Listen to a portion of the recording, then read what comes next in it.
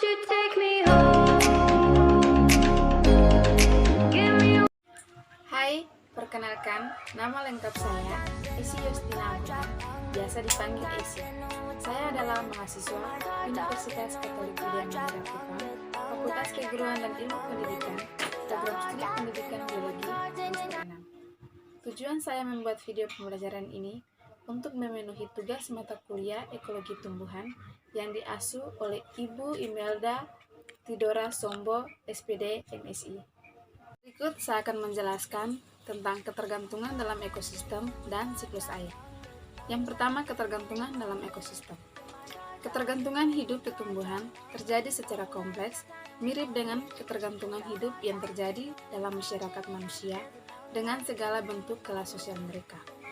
Oleh karena itu, spesies-spesies tumbuhan yang mengalami ketergantungan hidup dalam masyarakat, tumbuhan akan membentuk golongan-golongan ekologi sehingga anggota dari golongan ekologi yang sama akan memiliki bentuk kehidupan dan pola hubungan dengan lingkungan yang serupa.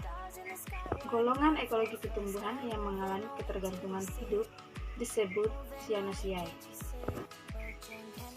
Cyanosiae adalah suatu golongan tumbuhan yang mempunyai bentuk kehidupan serupa, menduduki relung yang sama, dan memainkan peran yang serupa. Di dalam kehidupan ekosistem, terdapat saling ketergantungan antara satu spesies tumbuhan dengan spesies tumbuhan lainnya, misalnya dalam hal naungan air, hara, mineral, dan relung, sehingga keterkaitan ketergantungan antara satu tumbuhan dengan tumbuhan lainnya dapat saling menguntungkan, juga dapat saling merugikan atau mematikan. Adapun contoh bentuk hubungan ketergantungan tumbuhan antara lain, yang pertama adalah epifit. Nah, epifit ini merupakan semua tumbuhan yang menempel dan tumbuh pada tumbuhan lain untuk mendapat sinar matahari dan air. Yang kedua adalah tumbuhan parasit. Tumbuhan parasit ini adalah tumbuhan yang hidup menempel pada tumbuhan lain dan mengambil makanan dari tumbuhan inang. Tumbuhan parasit ini dapat digolongkan menjadi dua, yaitu yang pertama tumbuhan semi parasit dan yang kedua tumbuhan parasit sempurna. Yang ketiga adalah mikorisza. Mikorisza ini merupakan bentuk hubungan simbiosis mutualisme antara cendawan dan perakaran. Berdasarkan cara menginfeksi pada akar tumbuhan inang, mikorisza dikelompokkan dalam 3 golongan, yaitu ektomikorisza, endomikorisza, dan ektodomikorisza. Yang berikut yang keempat, nodul akar. Nodul akar atau bintik akar adalah bentuk simbiosis mutualisme antara bakteri Rhizobium dengan akar tumbuhan. Nah, Rhizobium adalah bakteri yang memiliki kemampuan menambat nitrogen dari udara dalam proses yang disebut fiksasi biologis. Yang kelima, tumbuhan pencekik. Tumbuhan pencekik ini adalah spesies tumbuhan yang pada awalnya hidup sebagai epifit pada suatu pohon, sedangkan akar-akarnya mencapai tanah dan dapat hidup sendiri lalu mencekik. Bahkan dapat menumbuh pohon tempat bertumbuh. Yang keenam, liana.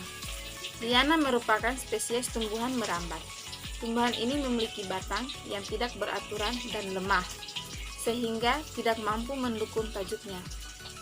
Liana berkayu di hutan-hutan merupakan bagian vegetasi yang membentuk lapisan tajuk hutan dan mampu mendesak tajuk-tajuk pohon tempat bertumbuh. Yang ketujuh yaitu hewan hutan atau satwa liar. Hewan hutan atau satwa liar ini merupakan bagian yang tidak dapat dipisahkan dengan masyarakat tumbuhan. Hewan tersebut selain sebagai konsumen untuk sumber makanannya, juga menggunakan tumbuhan untuk tempat beraktivitas, khususnya hewan arboreal, misalnya monyet, tupai, siamang, dan lain-lain, yang sebagian besar aktivitas hidupnya di atas pohon.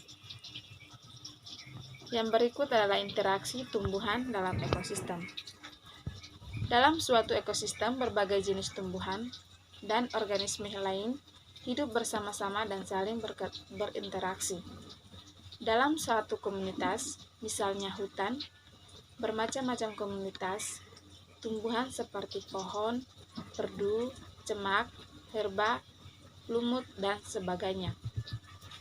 Tumbuhan dan berkembang, berinteraksi satu dengan lainnya, dan menyesuaikan diri dengan lingkungannya. Berikut, saya akan menjelaskan tentang siklus air. Siklus air atau siklus hidrologi adalah siklus air yang tidak pernah berhenti dari atmosfer ke bumi dan kembali ke atmosfer melalui proses kondensasi, presipitasi, evaporasi, dan transpirasi. Hidrologi merupakan bidang ilmu yang berkaitan dengan siklus air, berkaitan dengan asal, distribusi, dan sifat air. Siklus air atau hidrologi menggambarkan pergerakan molekul air dari permukaan bumi ke atmosfer dan kembali lagi. Dalam sistem ini, energi matahari memiliki peran besar dalam siklus yang terjadi secara terus-menerus.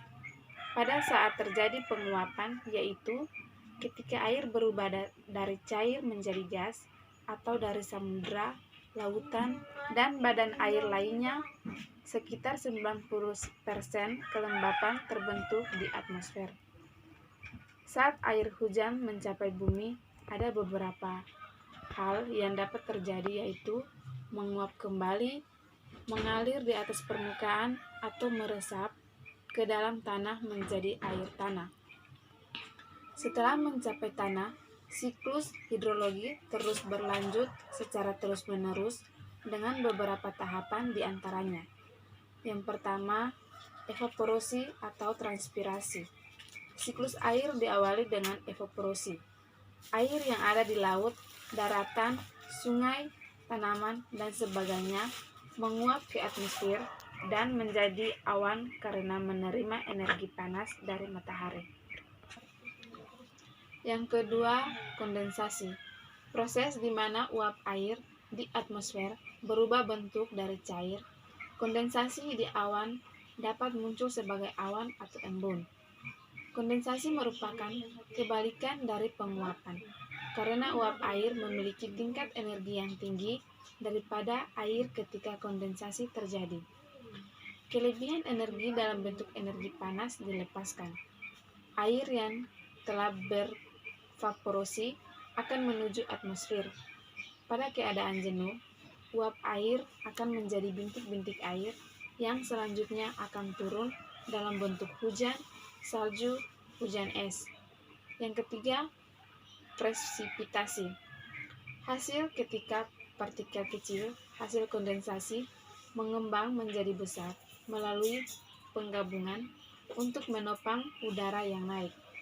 Curah hujan dapat dalam bentuk hujan, hujan es, atau salju. Ketika terlalu banyak air yang berkondensasi, maka tetesan air yang di awan akan menjadi besar dan berat untuk menahan di udara sehingga jatuh sebagai hujan, salju, dan hujan es. Yang ketiga, yang keempat, infiltrasi atau perkolasi. Ke dalam tanah, air bergerak ke dalam tanah melalui. Yang keempat, infiltrasi atau perkolasi. Air bergerak ke dalam tanah melalui celah-celah dan pori-pori tanah dan batuan menuju muka air tanah. Air dapat bergerak akibat Yang keempat, infiltrasi atau perkolasi. Air bergerak ke dalam tanah melalui celah-celah dan pori-pori tanah dan batuan menuju muka air tanah. Air dapat bergerak akibat kopiler atau air dapat bergerak secara vertikal atau horizontal di bawah permukaan tanah hingga air tersebut memasuki kembali sistem air permukaan. Demikian pembelajaran yang saya sampaikan, semoga dapat bermanfaat. Sekian dan terima kasih.